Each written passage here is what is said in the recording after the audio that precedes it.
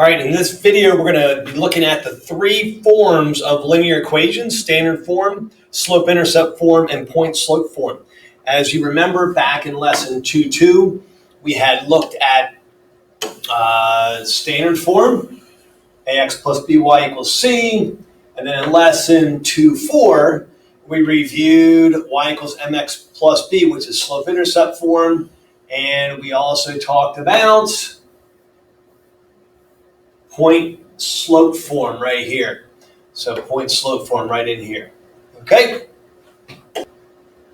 So standard form looks like ax plus by equals c, where the a and the b have to be, and the c, sorry, have to be integers with the greatest common factor of 1.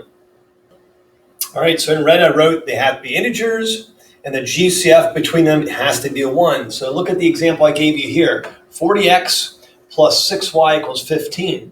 Well, a is 40, b is 60, and c is 15. They have a greatest common factor that's greater than 1. In fact, the greatest common factor looks like a 10, but that doesn't work for 15. It's going to be a 5. So what I would do is you would just kind of divide out on both sides a common factor of 5, and you would end up with 8x plus 12y equals 3. Now that fits standard form. Something else that has to be true is that a, the coefficient of the x, has to be greater than 0. Okay? So it has to be greater than 0.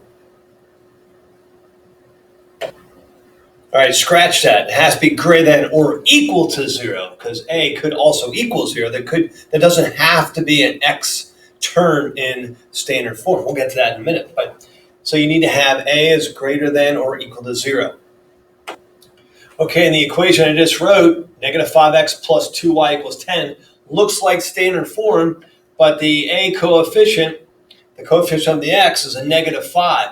Can't be a negative, so it'd be very easy to calculate or do that by multiplying both sides by a negative 1.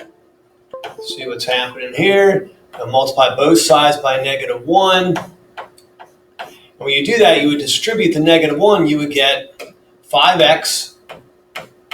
Then the 2y becomes negative 2y, so I could just write minus 2y. Or I could leave it as adding a negative 2y. And then 10 becomes a negative. So the b and the c can be negatives. So that would be in standard form. Okay, so the last thing to remember about standard form, the a and the b can't both be 0. They could be 0, but they can't both be at the same time. In other words, so as I wrote here in blue, they can't both be 0. So technically, you could have an equation where there's no x term, you would just have y equals something, or you can have no y term and just have x equals something. That would still be allowed in standard form. All right, in this equation, 1/4 x plus 3y equals 1/3. Is that in standard form? The answer is no, because the a and the c have to be integers. What would we do here in order to change those to both be integers? Well, we don't want any fractions. So we have to multiply on both sides. And what would be the best number to multiply on both sides? Would be a multiple of 3 and 4, which would be a 12. So if I multiply both sides by 12 and distributed, here's what you'd end up with. 3x plus 36y equals 4. And that would be in standard form. All right, next we have slope-intercept form.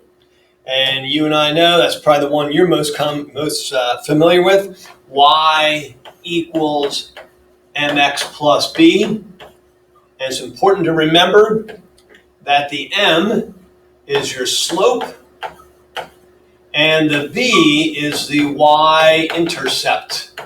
When you graph it, that's where it would cross the y-axis. And the third form we need to be familiar with is point slope form, and it looks like this. And as you can see, the reason that's called point slope form is because all you need is one point. You need the y coordinate and the x coordinate, and you need the slope. So that's the bit of information you would need. So you need the slope again, just like in slope-intercept form, and you need an ordered pair. You need one ordered pair, and you can use the y then over on the left side, y minus the y1, which is the coordinate, the y coordinate of the point that you know. And then you use the x coordinate over here where it says x minus, you subtract the x coordinate from the point that you know. Another important thing to be able to do is to be able to convert from standard form to slope-intercept form, point-slope form to slope-intercept form, and back and forth. You should be able to go from one form to another. For example, we're going to take this equation here, which we already know is in standard form. I'm going to write it into slope-intercept form.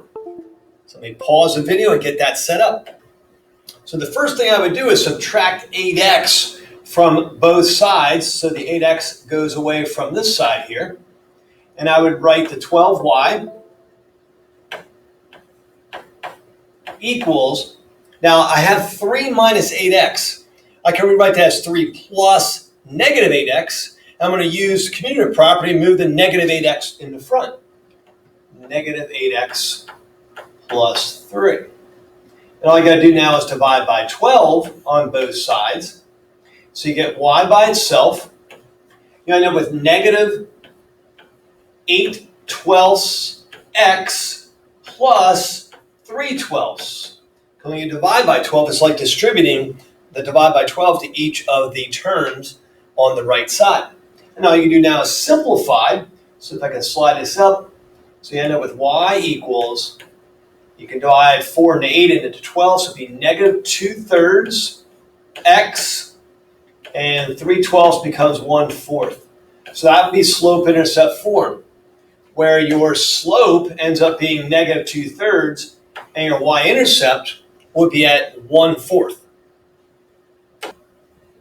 And the last example we'll look at is using the point slope form now and converting that into slope-intercept form. So the point slope form you can use anyways, if you have the slope and you have a point that you know that the line passes through. So all I gotta do now is substitute in the slope and then the x and y coordinates into the actual equation up here, the point slope form equation. So I'm going to pause it and I'm going to put it down in here and we'll talk about what to do next. All right, so all I did was I took out the y1 and I put in the coordinate -1 for the y1. I substituted in the slope, -3, in for the m, the slope. And I took out the x1 and I put in the x coordinate of -2. Now let's go ahead and simplify that. Change my color here. So that'd be y plus 1 equals, to the distributive property, -3 times x is -3x. Now minus -2 is the same as plus +2. Come on, change that to a positive, please. It's not working. There we go. -3 times 2 is -6. So I have plus -6. And all I got to do now is get y by itself, subtracting 1 from both sides. I get y equals -3x plus -7. That would be going from point slope form into slope intercept form. Now you might be thinking, well, why don't you just keep that as a subtraction? So you could write this as -3x minus 7.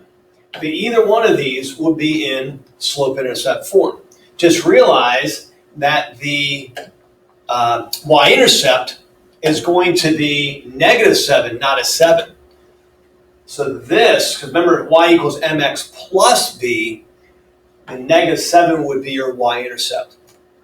So again, you should be able to go back and forth between any of these three types of equations or forms of linear equations just by using algebra concepts, algebra rules, algebra properties.